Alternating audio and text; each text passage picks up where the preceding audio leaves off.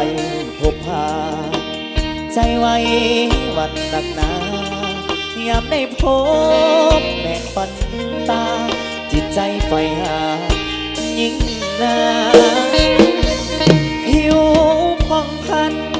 เปรียบเหมือนพระจันทร์ใสส่องงามสมกับคำยกย่องหลายคนหมายปองว่า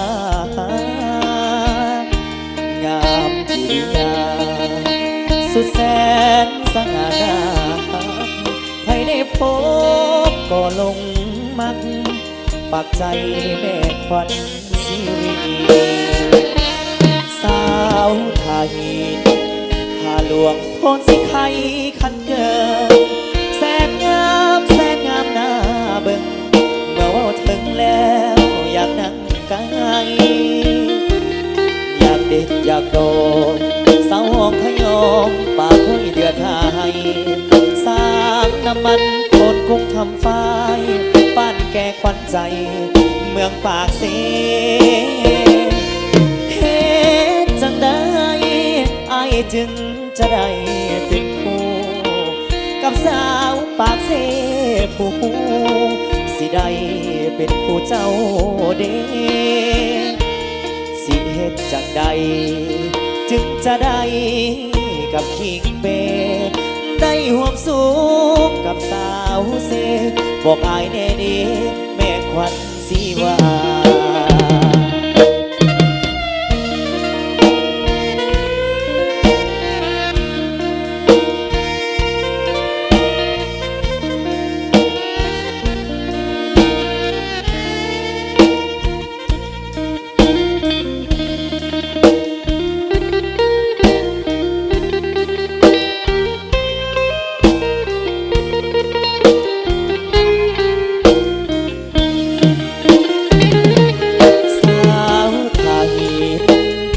หลวงพรสิไข่คันเกิง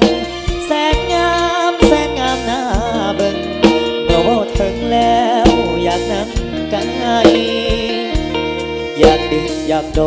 มสาวหอกขยมปากคุยเดือดหายสร้างน้ำมันโพดกุ้งทำไฟบ้านแก่ควันใจเมืองปากเสเฮ็ดจังได้อายจึงจะได้เป็นคู่กับสาวปากเสผู้สิได้เป็นคู่เจ้าเด้สิเฮ็ดจังใดจึงจะได้กับคิงเบได้ห่วงสุขกับสาวเสบอกอายแน่ดีแม่ควันสีวา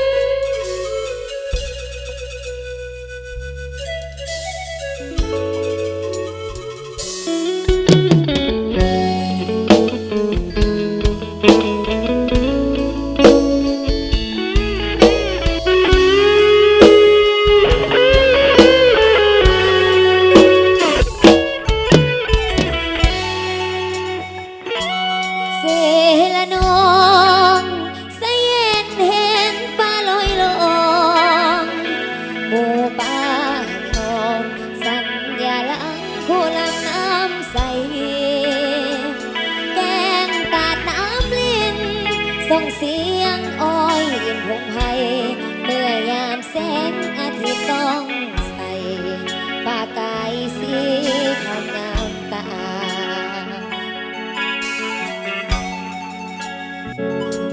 เสละนองแห่งนี้เคยมีอดีตความรักฟังสิทธิ์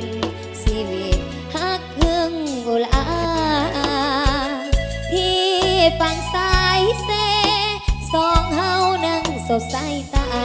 ฝากสัมพันธ์สุขสันต์แถมทาเมื่อยามนกกาคืนหา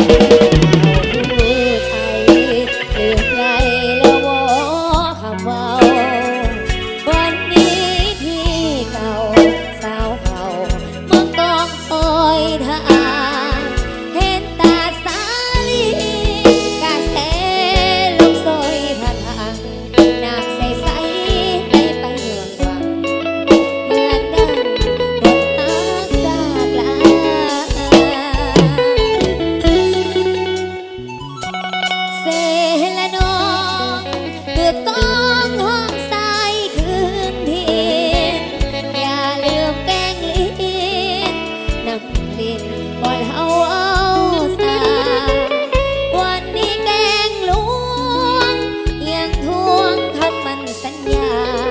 สาวถิ่นดอยทางน้องหอกหา